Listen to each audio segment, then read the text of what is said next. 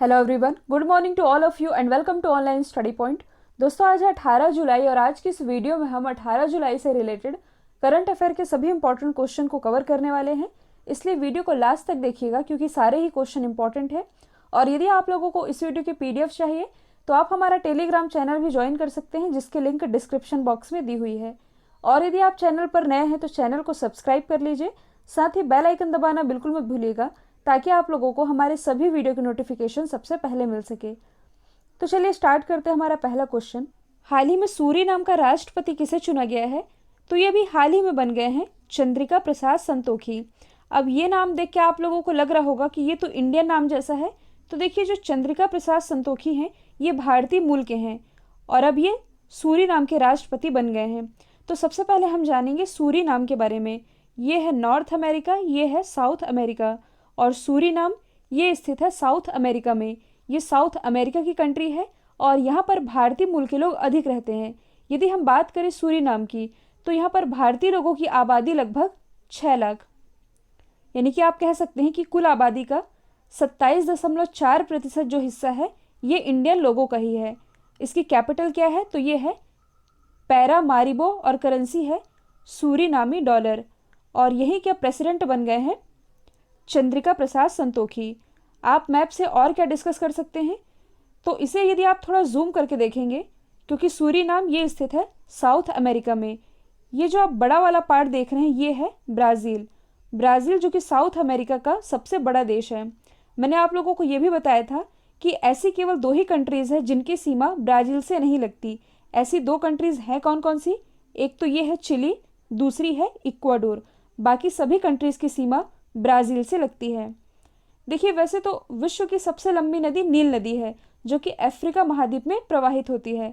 लेकिन यदि अपवाह की दृष्टि से देखा जाए तो विश्व की सबसे बड़ी नदी ये है अमेज़न रिवर, जो कि प्रवाहित होती है साउथ अमेरिका में ही।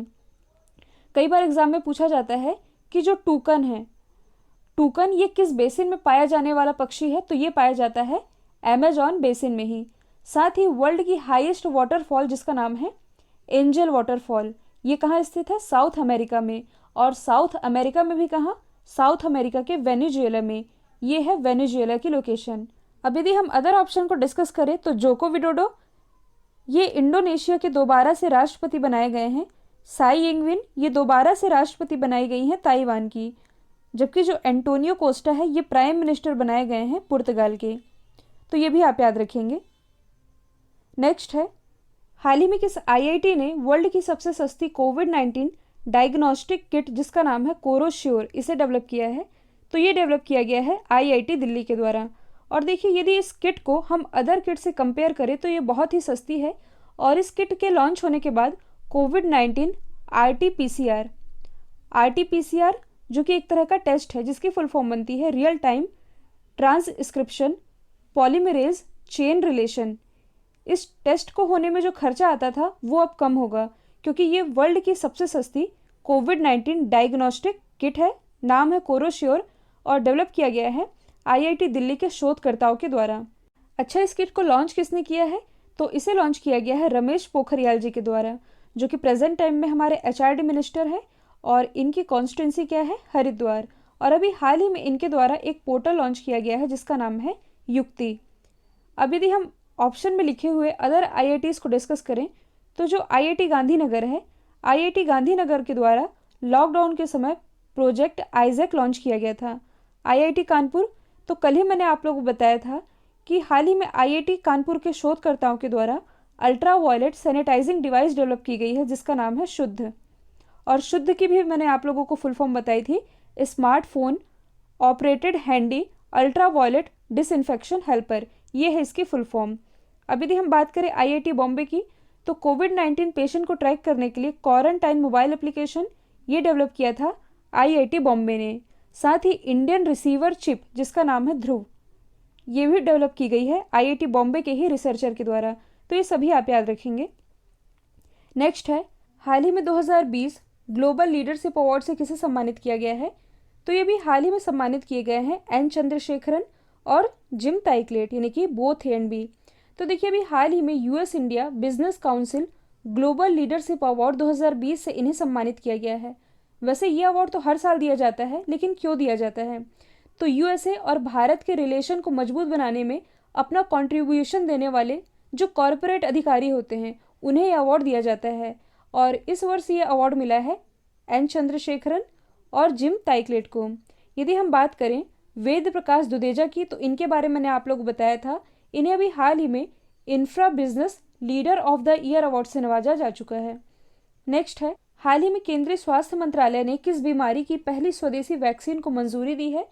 तो ये मंजूरी दी गई है निमोनिया की।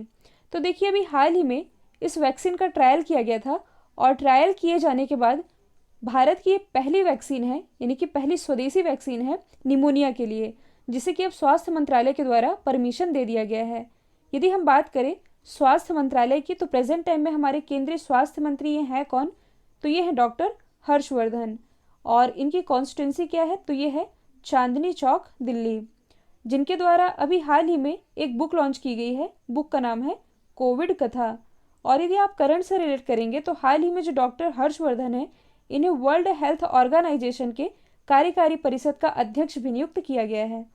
नेक्स्ट है, हाल ही में किस राज्य के पोबा रिजर्व फॉरेस्ट को वन्य जीव अभ्यारण्य यानी कि वाइल्ड लाइफ सेंचुरी में अपग्रेड किया जाएगा?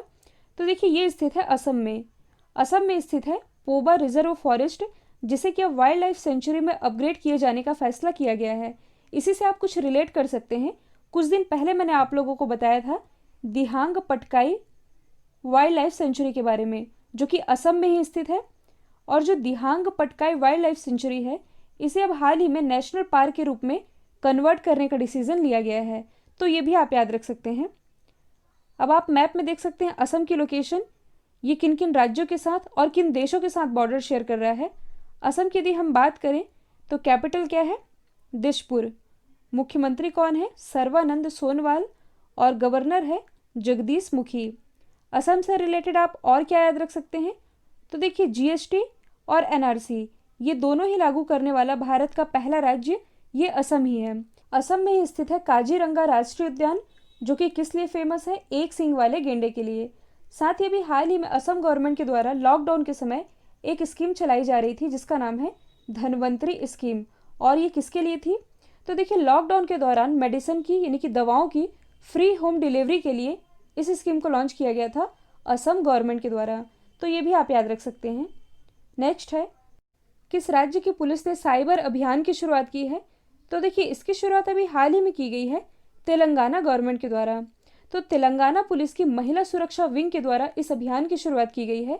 और यह अभियान राज्य में बच्चों और महिलाओं के खिलाफ होने वाले ऑनलाइन अपराध से निपटने के लिए शुरू किया गया है। और इस महीने तक चलने वाला ये एक वर्चुअली अभियान है जो कि साइबर स्पेस को महिलाओं और बच्चों दोनों के लिए सेफ बनाएगा। और इसे ही लॉन्च किया गया है, यानी कि शुरुआत की है तेलंगाना की पुलिस के द्वारा। आप मैप में देख सकते हैं तेलंगाना की लोकेशन, ये किन किन राज्यों के साथ बॉर्डर शेयर कर रहा है। तेलंगाना की यदि हम बात करें तो राजधानी क्या है? हैदराबाद। और हैदराबाद ये किस नदी के किनारे बसा हुआ है? मूसी नदी के किनारे। और इसी हैदराबाद में वर्ल्ड का सबसे बड़ा मेडिटेशन सेंटर स्थापित किया गया है, जिसमें कि 1 लाख लोगों को मेडिटेशन की निःशुल्क ट्रेनिंग दी जाएगी। मुख्यमंत्री कौन है? तो ये है के चंद्रशेखर राव। गवर्नर है तमिलिसाई सौंदरराजन।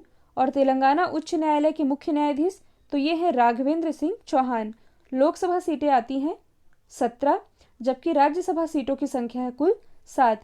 तेलंगाना से रिलेटेड आप एक फेस्टिवल याद रख सकते हैं जो कि एग्जाम का पार्ट बन भी चुका है, बथकुम्मा फेस्टिवल, जो कि तेलंगाना का एक फ्लावर फेस्टिवल यानी कि इसे आप फूलों का त्यौहार भी कह सकते हैं। देखिए जो तेलंगाना गवर्नमेंट है इसने 2020 को आर्टिफिशियल इंटेलिजेंस ईयर के रूप में डिक्लेयर किया है। नेक्स्ट है, हाल ही में रेलवे के पहले केबल स्टे रेल ब्रिज का निर्माण कहाँ किया जा रहा है? तो ये किया जा रहा है जम्मू कश्मीर में। तो देखिए जम्मू कश्मीर में कटरा और रियासी को जोड़ने वाले भारत के पहले केबल रेल पुल का निर्माण किया जा रहा है। और इस रेल पुल का नाम क्या है? तो इसका नाम है अंजी खाद। तो इसका नाम भी आप याद रख सकते हैं। निर्माण किया जा रहा है जम्मू कश्मीर में और किसके द्वारा किया जा रहा है? कोंकण रेलवे कॉरपोरेशन लिमिटेड के द्वारा।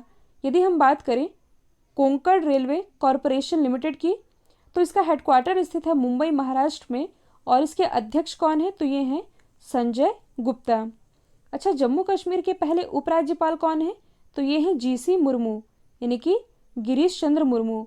और यदि आप करंट से रिलेट करेंगे तो हाल ही में जो हमारे रक्षा मंत्री हैं राजनाथ सिंह जी, इन्होंने अभी हाल ही में जम्मू कश्मीर में 6 नए पुलों का उद्घाटन किया है। और ये जो 6 नए पुल हैं ये 43 करोड़ की लागत से तैयार किए गए हैं। नेक्स्ट है, हाल ही में किस एयरपोर्ट पर भारत की पहली संपर्क रहित इनकी कॉन्टैक्टलेस कार पार्किंग बनाई गई है? तो ये भी हाल ही में बनाई गई है हैदराबाद एयरपोर्ट में। तो देखिए, कार पार्किंग में कार पार्क करने के लिए जो पेमेंट करना पड़ता है उसे बिना संपर्क में आए यानी कि सीधे ही प्रीपेड खाते से लिंक्ड RFID कोड, RFID इसकी फुल फॉर्म बनती है रीलोडेबल इलेक्ट्रॉनिक रेडियो फ्रिक्वेंसी आइडेंटिफिकेशन। तो इस टैग का यूज़ करके पेमेंट किया जा सकेगा। अब यदि आप इसे नहीं समझ रहे हैं तो आप इसे कनेक्ट कर सकते हैं फास्टैग से। फास्टैग के बारे में आप लोगों ने ज़रूर सुना होगा। तो टोल नाके में टोल टैक्स पे करने के लिए गाड़ियों की लंबी लंबी लाइनें लग जाती थी, जिससे कि ट्रैफिक भी बढ़ने लगता था। तो अब जो गाड़ियां हैं इस कोड का यूज़ करने लगी हैं, जिसके बारे में मैंने आप लोगों को बताया है RFID कोड। तो जब से इस कोड का यूज़ किया जाने लगा है तब से गाड़ियों को टोल प्लाजा में नहीं रुकना पड़ता है। तो इसके लिए जो ड्राइवर है इस टैग को अपनी गाड़ी के विंड स्क्रीन पर लगा सकता है और जब ये गाड़ियाँ टोल प्लाजा से गुजरेंगी तो उसे टोल टैक्स के लिए रुकना नहीं पड़ेगा, ऑटोमेटिकली ही उसके अकाउंट से ये पैसे डिडक्ट हो जाएंगे। सेम वैसा ही है RFID कोड। तो देखिए, इसी RFID कोड का यूज़ करके हैदराबाद एयरपोर्ट में अब कॉन्टैक्टलेस पेमेंट किया जा सकेगा। तो ये आप याद रखेंगे। अब यहाँ पर एयरपोर्ट की बात की ही जा रही है तो ऑप्शन में आपको जितने भी एयरपोर्ट दिख रहे हैं ये कहीं ना कहीं चर्चे में रहे हैं। यदि हम बात करें कैंप घोड़ा एयरपोर्ट की, जो कैंप घोड़ा एयरपोर्ट है जो कि स्थित है बेंगलोर में, अभी हाल ही में इसे सर्वश्रेष्ठ क्षेत्रीय हवाई अड्डे का अवार्ड दिया गया है। कोच्चि एयरपोर्ट जो कि स्थित है केरल में, और ये 100% सोलर ऊर्जा से संचालित विश्व की पहली एयरपोर्ट है।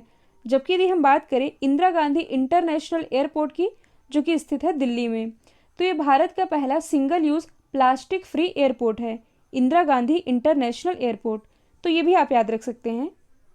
नेक्स्ट है, हाल ही में जाने माने सेरेमिक आर्टिस्ट का निधन हुआ है, इनका नाम क्या था? तो देखिए, इनका नाम था ज्योत्सना भट्ट। सेरेमिक आर्टिस्ट, इससे आप क्या समझते हैं? इसे आप मृतिका कलाकार भी कह सकते हैं, यानी कि ऐसे कलाकार जो अपनी कलाकारी मिट्टी यानी कि क्ले या इससे बनी हुई किसी वस्तु में दिखाते हैं। और ये थी एक सेरेमिक आर्टिस्ट, नाम है ज्योत्सना भट्ट, और इनका भी हाल ही में निधन हो चुका है। अब यदि हम अदर ऑबिचरी को डिस्कस करें तो हाल ही में नागीदास संघवी का भी निधन हुआ। और ये कौन थे? तो ये पद्मश्री पुरस्कार से सम्मानित एक दिग्गज पत्रकार थे। यदि हम बात करें जैक चार्ल्टन की, तो ये कौन थे? तो ये इंग्लैंड के एक दिग्गज फुटबॉलर थे और जब इंग्लैंड ने 1966 में वर्ल्ड कप जीता था तो इस विजेता टीम में ये शामिल थे, जैक चार्ल्टन। जबकि चार्ली डैनियल के बारे में मैंने आप लोगों को बताया था, ये एक लेजेंडरी म्यूजिशियन थे जिनका भी हाल ही में निधन हुआ है। नेक्स्ट है, हाल ही में जनजाति पर लिखी गई किताब जिसका नाम है तंगम्स, ये किसके द्वारा लॉन्च की गई है? तो देखिए, इसे लॉन्च किया गया है पेमा खांडू जी के द्वारा। पेमा खांडू ये हैं कौन? तो ये हैं अरुणाचल प्रदेश के मुख्यमंत्री। और ये जो किताब है ये किस पर बेस्ड है? तो यहाँ पर जो टर्म लिखा है तंगम्स, जो कि अरुणाचल प्रदेश की जनजातियों के द्वारा बोली जाती है और ये विलुप्त होती जा रही है, तो इसी भाषा को संरक्षित करने के लिए एक किताब लॉन्च की गई है जिसका नाम है तंगम्स। लॉन्च किया है अरुणाचल प्रदेश के मुख्यमंत्री पेमा खांडू जी के द्वारा। देखिए, कुछ समय पहले ही जो हमारे गृह मंत्री हैं अमित शाह जी, इन्होंने एक किताब लॉन्च की थी। किताब का नाम है लिसनिंग, लर्निंग एंड लीडिंग। और ये किताब लिखी किसके द्वारा गई है?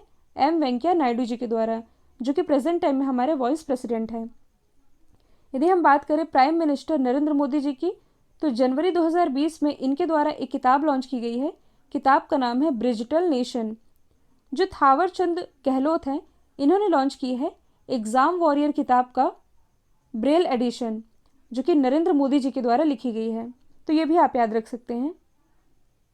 कल मैंने आप लोगों से पूछा था हाल ही में BCCI के नए CEO कौन बने हैं, तो इसका राइट आंसर था हेमांग अमीन। अब आप लोगों के लिए आज का सवाल है, महामारी कोविड-19 की वैक्सीन का ह्यूमन ट्रायल करने वाला विश्व का पहला देश कौन बना है? तो इसका जो भी आंसर है कमेंट बॉक्स में दीजिएगा। और आज भी मैं वही कहूँगी कि वीडियो को ज़्यादा से ज़्यादा लाइक और शेयर कीजिएगा। तो आज के लिए इतना ही। Thank you so much.